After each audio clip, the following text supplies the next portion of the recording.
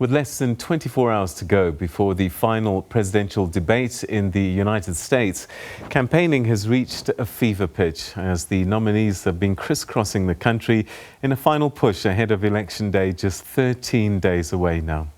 President Donald Trump has kept up a furious pace of in-person campaign rallies in must-win swing states, whilst it's been left to Democratic vice presidential nominee Kamala Harris to lead the charge on the campaign trail, whilst nominee Joe Biden bunkers down to prepare for Thursday's debate.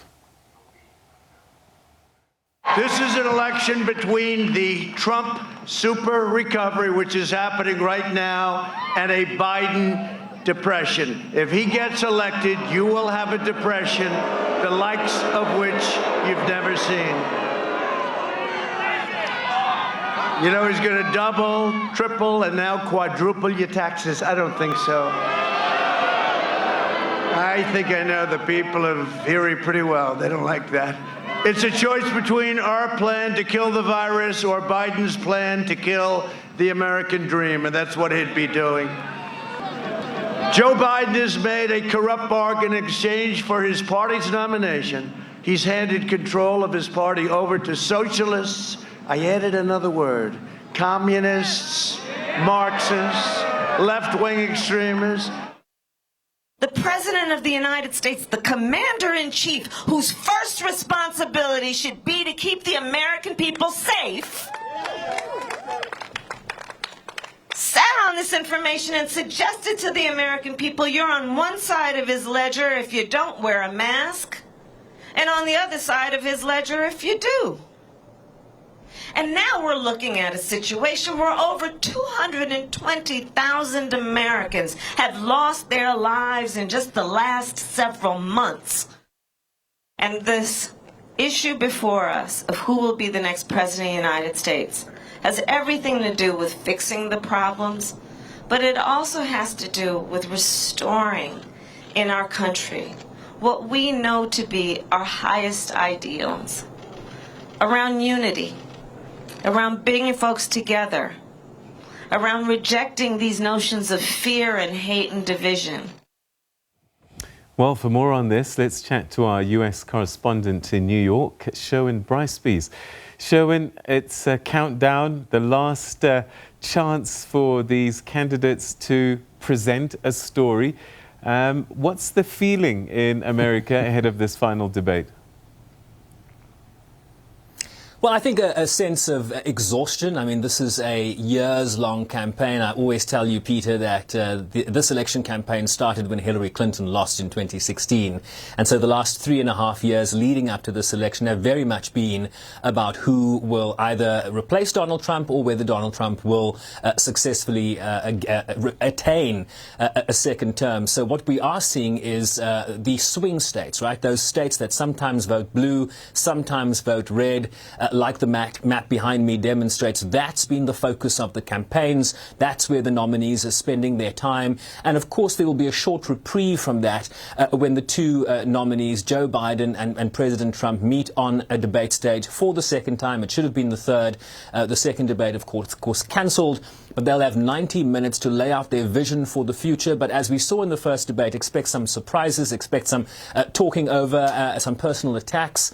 That's kind of the nature of where we are in this campaign. So to answer your question, in short, a great deal of fatigue mixed in with a little bit of anticipation, certainly if you find yourselves on either side of this political dynamic.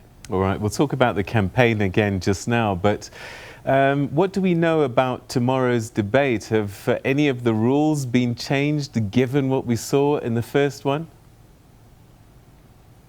Yeah, the big rule change is that the Presidential Debates Commission has made a decision that they will mute the one person's mic when a question is posed to one of the nominees. So if a question is posed to President Trump, Joe Biden's mic will be muted for those 2 minutes. But remember, as you and I, understand how mics work, I can be in the same room with you, Peter. You might mute my mic, but yours might be live, and you'll probably hear, the sounds emanating from my mouth were your mic to be live. So expect some interruption nonetheless. The focus of the debate will be on climate change, COVID-19, the question of leadership, American families and national security. And what we're hearing from the Trump campaign is they're not very happy that these themes are being repeated from the first debate. The Trump campaign very much wanting to focus, as has been tradition in past presidential debates, the third iteration of those presidential debates, the focus has tended to be on foreign policy. But last year, the last time around in 2016, the third debate was also a repetition of some of the subject lines that were included in the previous two debates. So the Trump campaign not very happy with the subject matter, clearly not wanting to focus on issues like climate change or certainly COVID-19, which has been hammered away by his Democratic opponent, given the fact that over 220,000 Americans, almost 8.5 million Americans have now been infected, 220,000 have lost their lives and climbing. So clearly wanting to focus on other issues. But of course, the Commission's rules allow the moderator to determine what the subjects are going to be. And I think that's what we're going to see tomorrow night. And talking about the moderator, well, President Trump has swung at her already, hasn't he? Yeah, I mean, he's done this to all the moderators. In fact, he's been attacking everybody. He's been attacking his opponent. He's been attacking various members of the media. 60 Minutes, for example, which is essentially the carte blanche of the United States. They did a sit-down with President Trump at the White House yesterday. He finished the first part of the interview. They were supposed to do a walk around the White House, him and the Vice President Mike Pence with the 60 Minutes crew, and he didn't turn up for that second element of that debate. Started attacking the interviewer, Leslie Stahl, who is an iconic journalist in this country, very much trying to cast aspersions on the credibility and the motives of the various moderators. You saw the same thing with Chris Wallace. He called Chris Wallace sort of a Democrat in the Fox News Sunday host, conservative-leaning station, attacked him too. So it's par for the course. I understand that the NBC moderator who will lead the discussion last night actually had to deactivate her online social media, including her Twitter account, given the vitriol that was directed at her as a result of the president casting aspersions. But she's a professional, she's a White House correspondent, and so she'll stick to her guns. The questions will be around climate change, COVID-19, leadership in the United States, and the president will be on that debate stage having to answer them, and the cameras will be rolling, Peter. All right, so who needs this debate more than the other? And I guess, like the previous ones, probably won't influence people unless some atomic bomb is dropped there. Well, let me explain it. I've got this great color-coded map behind me, so let me explain it to you in terms of the Electoral College. So who needs this debate more? Let me explain to you why that matters. So in terms of the Electoral College, you'll remember, Peter, that it's the Electoral College and winning the Electoral College that determines who becomes President of the United States. Hillary Clinton, of course, the most recent example, winning the popular vote by some 3 million votes, but losing the Electoral College and therefore the presidency. So here are some important numbers. The total you need to get in terms of the total delegates from the Electoral College that are up for grabs are 538. What you need to do as a candidate or nominee is win 270, essentially 538 divided by 2, 269 plus 1. What does the color-coded map teach us? If you look at Central America, all the red states, Peter, those are traditionally Republican states that you can bank even before the first vote has been cast. You know, for example, that places like Kansas or Nebraska or South Dakota or North Dakota, you know that those are Republican bastions and will probably go the way of Donald Trump in this election. On the other side of that, you have places like California, delegate-rich, the most delegate grab that you can get in this election at 55. Oregon, Washington State, Colorado, New Mexico. If I move over to this side, places like Virginia, New York, Maine, New Hampshire, Vermont. You know that those are going to go for the Democratic nominee. What do those numbers then give you? You can actually do some math. Biden, therefore, has an advantage heading into November's third election, banking about 202 of the 270 electoral college votes because of these traditionally blue and red states. Trump has an even greater deficit. He comes up with about 108 electoral college delegates. And so your question was, who needs to do more? The swing states therefore become that much more important. I'm going to step out of the way here, Peter. Have a look at those the grey areas on this map.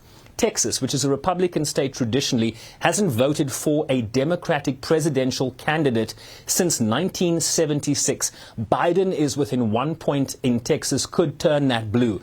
Arizona, that's John McCain's old state, has only voted for a Democratic presidential nominee once. That was Bill Clinton, who was a Southerner, in 1996. The last time that voted for a presidential nominee, a Democrat, before Bill Clinton, 1952. So that tells you, and Biden is up in Arizona by about 3 or 4 points. So the map here is favoring Biden to a certain extent.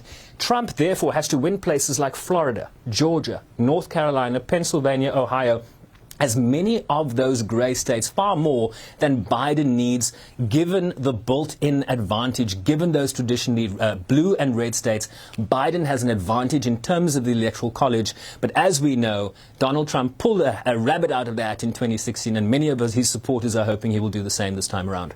All right, and the campaign trail, I guess we sure saw images of Kamala Harris there, and they are running around in those swing states, as you were saying. And I suppose they've learned a lot of lessons from 2016, where Hillary Clinton thought that those states that were banked weren't so banked after all.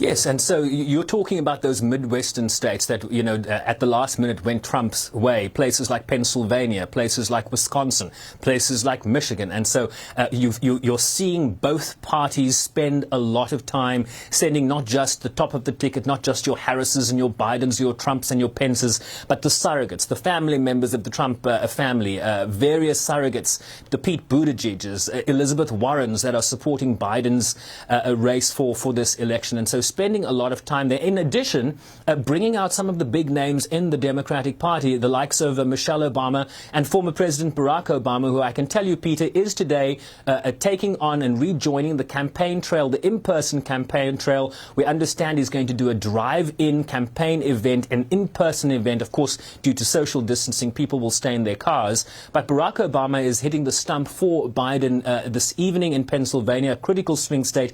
This is what he had to say about this race and the tenor of this race earlier this week. You can't have a democracy in which political opponents are subject to this kind of inflammatory language. Now, he did this same thing with Hillary and the lock her up theme. And so I'm not surprised by it, that it continues. I'm disappointed that Republicans who know better have not checked him on this. And I think a very important question after the election, even if it goes well with Joe Biden, is whether you start seeing the Republican Party restore some sense of here are norms that we can't breach, because he's breached all of them, and they have not said to him, this is too far. The former president, Peter, also talking about foreign policy. He mentioned the African continent, so we thought we'd get this clip ready to play. Let's watch what he said on foreign policy. What he's done is he's systematically tried to decimate our entire foreign policy infrastructure. And the thing I know about Joe is that he respects people who know history and have expertise, and he's going to pay attention to somebody who has worked in Africa to find out, all right, like, how should I deal with a particular crisis there, as opposed to calling it a bunch of, I won't say the word countries. You know, he has a respect and understanding for what American leadership can do. So I Sherwin? won't say the word either, Peter, but it starts with an S and it ends with whole. So I think you know what he was talking about there. All right. Certainly one of the top surrogates within the Biden campaign, vastly popular within the Democratic Party. Barack Obama hitting the campaign trail for Joe Biden today. All right. Sherwin, we're going to carry on with our conversation right after this quick break.